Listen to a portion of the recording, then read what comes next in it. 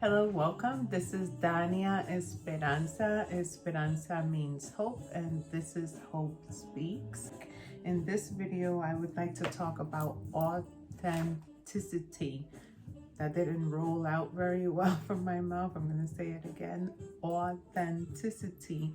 And authenticity is what everyone talks about, but very few people have. So it's basically the ability to be real, to be who you are, to feel in your own skin and be able to be okay with that and be able to radiate that.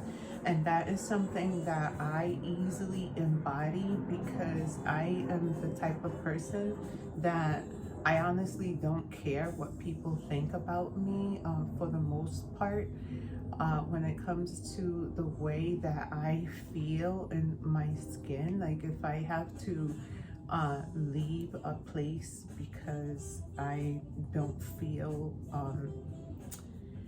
valued or don't feel appreciated, don't feel comfortable, I will, be there for a certain amount of time because I'm a loyal person, whether if it's a relationship or it's within friendships. If I'm holding a relationship with someone and even within my female relationships, they're like my sisters.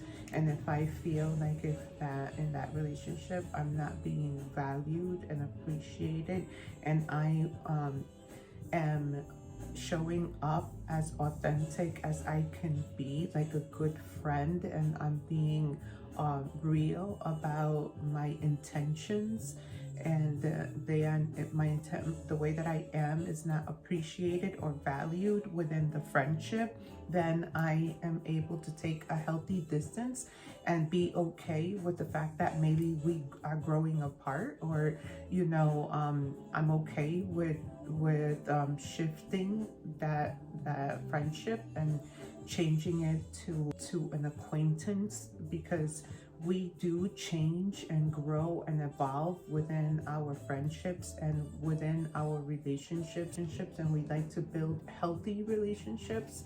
So once we realize that our relationships are turning into toxic relationships, we need to step up to the plate and have those uncomfortable conversations. And that is where the authenticity kind of is.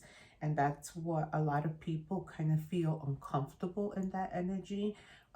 It is sometimes said that when you are here for a greater purpose and to kind of shift the energy and raise the vibration of the earth, of everyone around you, it is not always easily welcomed by others. So sometimes when people have a level of energy of authenticity, it's not always received well because people don't always read it well. It can be sometimes taken as an overly confident or arrogant type of energy, and it's misled and misunderstood actually. So because my energy is I have a presence, okay, according to what some people say.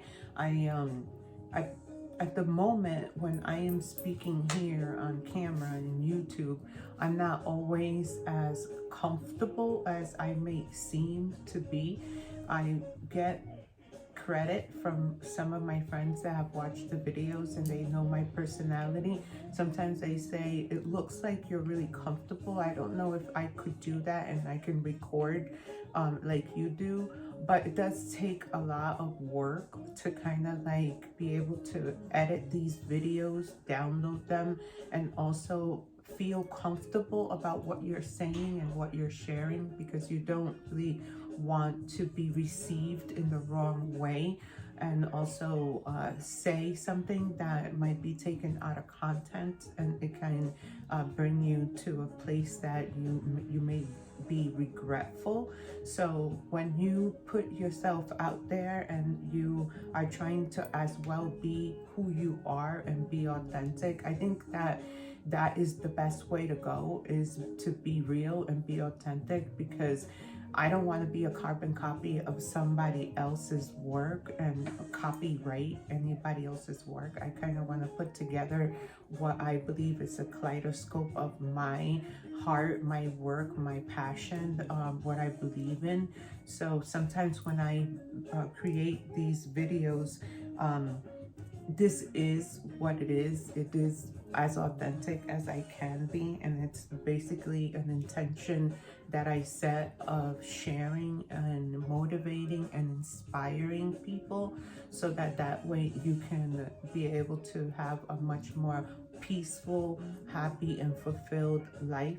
And one of the things that I like to do that has helped me within my core and build my courage and become even not ashamed and of who I am, which gives me space to feel comfortable in my own skin and truly be authentic, is by being fearless. You know, like, I'm not going to be afraid of being who I am. And you know, I guess when fear would ever set in, when it comes to my vocabulary, it would be that I would be in fear of representing myself, of being someone who I am not. That would be the wrong thing for me to do. But as long as I'm stepping into this platform with authenticity, and I'm being as real as I can be, and I'm speaking from my heart in order to help inspire, motivate, educate, and just give you something maybe that you've never learned before, that can set you in a much more positive light, and help you wake up tomorrow morning and say, you know, I feel much more motivated and inspired to create my vision board, to start my goals notebook, to sleep 7 hours at night, to reprogram my subconscious mind during the night, and even reprogram it during the day with constant positive affirmations. That's what I'm about. So I'm always going to come on to these videos and try to share my knowledge and share my stories in order to motivate and inspire you and enlighten you. So that's like what my true purpose is. That's what like my brand is about, the 7 keys. So when it comes to authenticity, claim your authenticity. Be inside your body. Try to learn how to meditate, how to be in your body, how to breathe, how to listen to your thoughts and control your thoughts. You know, be that human being inside of you that can judge you and say and call you accountable for your thoughts. Like, if you, for example, I have a friend that I taught her how to start looking at other women as human beings that are not threatening and are not trying to like take her man or make her look less than, because she used to have a situation where she felt like she was not enough. Every time she went out on a date and she was trying to date someone and getting to know them, there was always that fear that they were looking at another woman and flirting with other women, or that they were going to leave her. So basically she had a lot of abandonment issues. And in a conversation one time, I asked her if she's ever had a situation where someone, when she was younger or at the beginning of her dating era, that if she felt like someone might have disrespected her or something like that. And she went into her memory bank and she remembered that her first boyfriend, during a date when she was in her teen years, I believe it was freshly out of high school, or maybe even still in high school, had freaked her out because he was obviously staring at a girl walking into the restaurant while they were on one of their dates.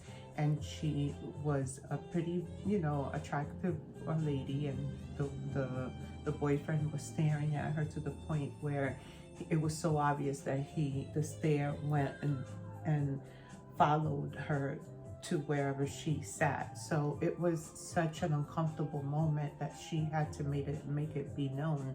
And she asked him if not to break his neck and it triggered an argument, and then from then on, that type of tone followed her within her relationships, and she always felt that she was less than. And not to say that she did have relationships that did disrespect her and did do things that she had to kind of pull away, because I'm being her friend, I used to see it. It was like almost like that same type of man kind of kept presenting himself in her life. And we're talking about a woman who was like 15 years younger than me, does not have any children, has a great career, and is like an athlete. She is super attractive, tall, like pretty much like a superstar type of model. She actually has done pageants and things like that, and has competed, and she is still to this day single, and had not truly found her all-time partner. So I have had conversations with her throughout the years, and I know that there's a lot of inner child wound healing there that needs to be done, and her own way of managing her time, because honestly, to be honest with you, I don't think that her situation has anything to do with suitors, because she has a lot of people coming after her to date her, but the poor girl doesn't have the time. She travels a lot, so her job doesn't allow her to kind of stay in one place and be able to get to know anyone, so that's why she's still kind of single. But for the most part, when she would give her heart out to somebody, these were the obstacles that she was confronting. And I know from my own experience that I had to do a lot of inner child wound healing for myself, because of my own past of, you know, my mother kind of like type of reprogramming as I was a child. And the reprogramming the subconscious mind at night has been amazing for me. You know, I'm feeling much more balanced. The only thing that recently did happen was that I had a panic attack after my father's death. There were a series of unfortunate events that took place, but it was very impactful, the death of my dad. It took me quite a few weeks to kind of accolade and catch my breath, because he was my hero, and that death really took a toll on me, because I was there with him in the hospital, and we had conversations while his body was dying, and certain things that he whispered to me, you know, I remember, and it took a toll on me to watch him go that way. But little by little, I've been working on myself and doing the healing, and at night I listen to the sounds of the relaxation, the lateral beats, the healing sounds. I pray. I definitely talk to my father. That's the nighttime is the best time for me to communicate with him. And this might not sound normal or even balanced or whatever, or make sense, but even if he's not listening to me, at night is the perfect time for me to kind of whisper and let my dad know that I miss him, and you know, telling him thanking him for allowing me that time to hold his hand and be by his side. And I don't think there's anything wrong with that, even though some people might think it's kind of strange. But that's my form of spiritually connecting with Source, or the divine, or, you know, your higher self, or whatever you want to call it. So anyways, but I just hope that to find yourself in a place of peace, a place of love, a place of authenticity, a place where you can feel safe, where you can feel good to be who you are. So, and then again, I will come back with more videos to inspire you, motivate you, and educate you. Thank you for being here. Again, like, share, and subscribe.